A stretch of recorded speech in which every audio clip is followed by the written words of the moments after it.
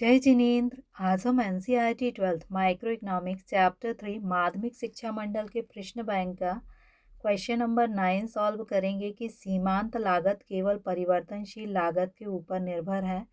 क्या आप इस कथन से सहमत हैं? Marginal cost depends only on variable cost, do you agree and why? चलिए हम एग्जाम्पल से देखते हैं। मान लीजिए कि ये जो है सूती वस्त्र मिल है और इसकी एक महीने का जो किराया है वो 10,000 रुपये है। आप 100 यूनिट का प्रोडक्शन करें या फिर 101 यूनिट का प्रोडक्शन करें, आपको 10,000 रुपये ही किराया देना होगा। यानी उत्पादन कम हो या ज़्यादा हो, फिक्स्ड कॉस्ट जो है वो परिवर्तित नहीं होगी।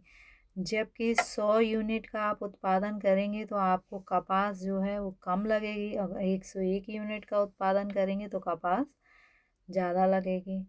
यानी ये जो कपास की लागत है वो वेरिएबल कॉस्ट है और जो भवन की किराया है वो फिक्स्ड कॉस्ट है। अब मार्जिनल कॉस्ट क्या होता है? मार्जिनल कॉस्ट होता है कि आपको 100 यूनिट का उत्पादन की लागत आ रही है 100 रुपये और 101 यूनिट के उत्पादन की लागत आ रही है 102 रुपये। तो आपको 101वीं यूनिट के उत्पादन की लागत कितनी होगी?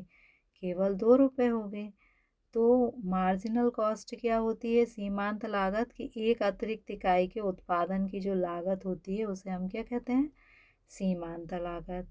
तो उत्पादन की मात्रा में परिवर्तन के साथ सीमांत लागत परिवर्तित हो रही है और वेरिएबल कॉस्ट यानी परिवर्तनशील लागत भी परिवर्तित हो रही है। इसलिए सीमांत लागत परिवर्तनशील लागत से संबंधित है, ना कि स्थिर लागत से। क्वेश्चन देखते हैं हम।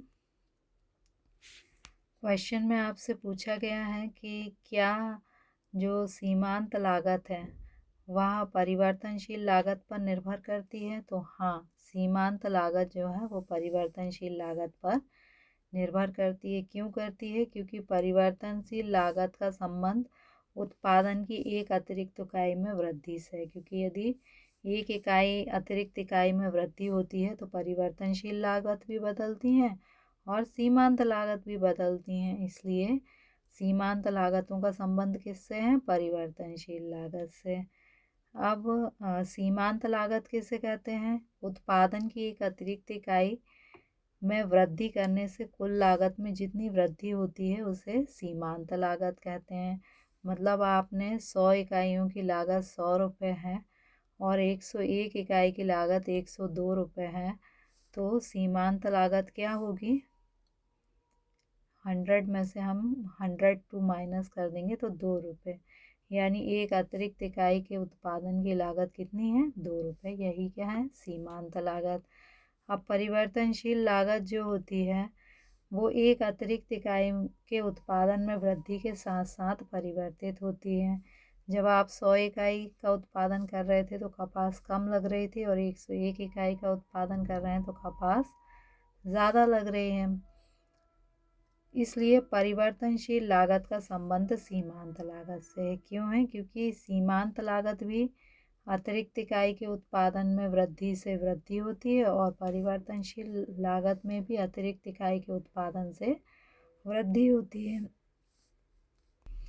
अब हम स्थिर लागत को देखते हैं। स्थिर लागत जो होती है वो एक अतिरिक्त इकाई में वृद्धि के साथ साथ परिवर्तित नहीं होती है। आपने फैक्ट्री का भवन लिया है, आप 10,000 रुपये किराया देते हैं, तो चाहे इसमें आप 100 इकाइयों का उत्पादन करें या 101 इकाई का, आपको 10,000 रुपये ही किराया देना होगा। इसलिए स्थिर लागत का संबंध जो है वो सीमांत लागत से नहीं है। इन शॉर्ट हमने ये देखा कि सीमांत लागत का संबंध एक अतिरिक्त इकाई में वृद्धि से कुल उत्पादन में जो वृद्धि होती है उससे है और एक अतिरिक्त इकाई में वृद्धि से सीमांत लागत जो है वो परिवर्तित हो जाती है और एक अतिरिक्त इकाई में वृद्धि से परिवर्तनशील लागत भी क्या होती है? परिवर्तित हो जाती है। इसलिए सीमांत लागत और परिवर्तनशील लागत एक दूसरे से संबंधित हैं। अब यही एग्जाम्पल जो आपने समझा है वही है कि यदि कंपनी का किराया 10,000 रुपये है और वस्त्र जो है 1,000 वस्त्र का उत्पादन किया जाए तब भी 10,000 देना होगा, और 101 वस्त्र का उत्पादन किया जाए तब भी 10,000 देना होगा। अर्थात ये फैक्ट्री भवन का किराया जो है स्थिर लागत है और इसका सीमांत लागत से कोई संबंध नहीं होता। लेकिन यदि आप 101 इकाइयों का उत्पादन करेंगे तो परिवर्तनशील लागत जो है वो परिवर्तित हो जाएगी और सीमांत लागत भी परिवर्तित हो जाएगी। इसलिए सीमांत लागत का संबंध परिवर्तनशील लागत से है और स्थिर लागत से नहीं है। इसका देखिए, यदि हम इसका डायग्राम बनाएं तो क्या होगा कि सीमांत लागत ये दी हुई है आपको, ये पहले घट रही है और अनुकूलतम बिंदु के बाद क्या है, बढ़ रही है। तो ये सीमांत लागत के जो नीचे का क्षेत्र होता है वो क्या कहलाता है, टोटल वेरिएबल कॉस्ट, कुल परिवर्तनशील लागत। यानी परिवर्तनशील अनुपात का नियम क्या कहता है, परिवर्तनशील लागत या अनुपात का नियम हमें यह बताता है कि जो वेरिएबल कॉस्ट है वो पहले घटती है और फिर बढ़ती है। इसीलिए सीमांत लागत भी पहले घटती है और अनुकूलतम बिंदु के बाद बढ़ जाती है। अगर हम इसकी इक्वेशन देखें तो सीमांत लागत का फॉर्मूला है TCN minus TCN minus 1। Means मान लेते हैं कि n का मतलब 101 इकाई के उत्पादन की लागत कितनी है, 100 रुपये, और TCN माइनस 1 यानी 100 इकाइयों की लागत कितनी है, 100 रुपये। 100 इकाइयों की लागत 100 रुपये और 101 इकाइयों की लागत कितनी है, 102 रुपये। अगर 102 में से हम 100 को माइनस करेंगे तो 2 हमारी क्या आ जाएगी, सीमांत लागत। तो यदि आप इन दोनों फार्मूले, सीमांत लागत के दो फार्मूले दिए हैं, एक में TC है और एक में TVC है, यानी ये जो सीमांत लागत है वो TVC से संबंधित है, ना कि TFC से। यानी TVC का मतलब है टोटल वेरिएबल कॉस्ट से रिलेटेड है, स्थिर लागत से संबंधित नहीं है। सीमांत लागत केवल परिवर्तनशील लागत से प्रभावित होती है। क्यों प्रभावित होती है, क्योंकि सीमांत लागत का जो योग होता है वही TVC यानी कुल परिवर्तनशील लागत होता है। Marginal cost depends only on variable cost. Do you agree with and why? Yes, marginal cost depends on variable cost. Marginal cost जो है वो variable cost पर depend करती है, क्योंकि variable cost जो है वो additional unit से related होती है और marginal cost भी जो है वो additional unit से related होती है। Marginal cost means one additional unit produce करने की जो कॉस्ट होती है उसे हम मार्जिनल कॉस्ट कहते हैं। और वेरिएबल कॉस्ट जो है वह एडिशनल यूनिट के प्रोड्यूस करने से वेरी करती है, यानी उसको वृद्धि हो जाती है, इंक्रीज़ हो जाता है। लेकिन फिक्स्ड कॉस्ट जो है वो उसमें कोई चेंज नहीं होता यदि आप एडिशनल यूनिट प्रोड्यूस करते हैं।